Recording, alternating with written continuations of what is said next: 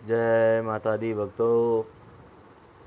नवरात्रि 9 दिनों की होती है, तभी उसको नवरात्रि कहते हैं। और माता के 9 रूपों की पूजा होती है।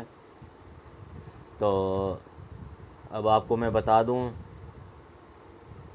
किस दिन कौन सी माता की पूजा होती है और कौन सा भोग चढ़ाया जाता है।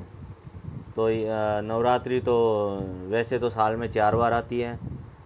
तो 2 गुप्त नवरात्रा होते हैं और 2 बड़े नवरात्रा माने जाते हैं। गुप्त नवरात्रा तो तांत्रिक क्रिया के लिए होते हैं और बाकी 2 नवरात्रा होते हैं, एक चैत्री नवरात्रा और एक अश्विनी नवरात्रा। तो अब आपको बता दूं कौन सी माता जी की क्या चीज़ चढ़ाई जाती है, कौन सा भोग अर्पित किया जाता है उनके चरणों में। तो नवरात्र के पहले दिन शैलपुत्री माता की पूजा होती है और इस दिन माता के चरणों में गाय का शुद्ध घी चढ़ाया जाता है, जिससे व्यक्ति का शरीर निरोग रहता है। तो ये ज़रूर चढ़ाएं। और दूसरे दिन ब्रह्मचारिणी माता की पूजा होती है। तो इस दिन माता को शक्कर का भोग लगाया जाता है, जिससे आयु की वृद्धि हो। और तीसरे दिन माता की पूजा होती है। तो चंद्रघंटा माता को दूध की मिठाइयाँ पसंद हैं, उनको दूध की मिठाई कोई भी हो, जैसे खीर भी चढ़ा जा सकते हैं आप। इससे दुखों से मुक्ति मिलेगी आपको। और चौथे दिन माता कुष्मांडा का दिन होता है। तो इस दिन माता कुष्मांडा को मालपुए का भोग लगाया जाता है। इससे बुद्धि का विकास होता है और निर्णय शक्ति बढ़ती है। फिर आती है 5वें दिन की बात। तो इस दिन स्कंद माता को केले का भोग लगाया जाता है। पंचमी तिथि स्कंद माता की मानी जाती है और माता को केले पसंद है और इससे आपका शरीर स्वस्थ रहेगा। फिर छठे दिन माता कात्यायनी की तिथि होगी, छठ।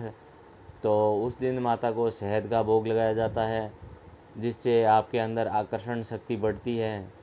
आप भीड़ का केंद्र बन सकते हैं। आप कहीं भी जाके अच्छी मीटिंग कर सकते हैं, अच्छी स्पीच दे सकते हैं। तो ये शक्ति आपकी बढ़ेगी। माता को कात्यायनी माता को शहद का भोग लगाएंगे तब। फिर 7वां दिन आता है। तो 7वां नवरात्रा कालरात्रि माता का होता है। इस दिन कालरात्रि माता को गुड़ का भोग लगाएं, गुड़ चढ़ाएं माता के चरणों में।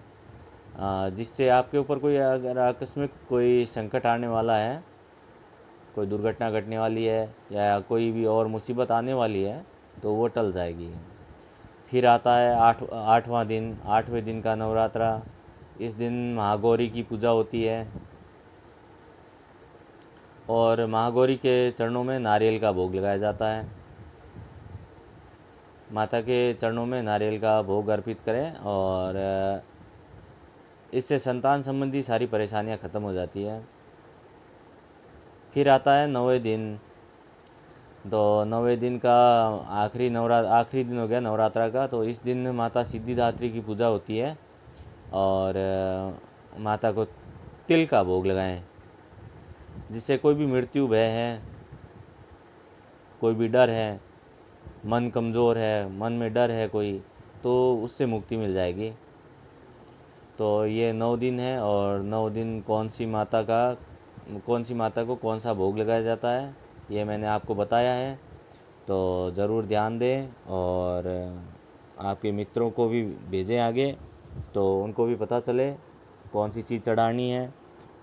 लोग नवरात्रा तो करते हैं, लेकिन क्या चढ़ाना है और किस तरह से करना है, कौन कौन से नियम हैं, इन चीज़ों को ध्यान रखना बहुत ज़रूरी है, तभी नवरात्रा सफल होते हैं। तो इसी के साथ जय माता दी।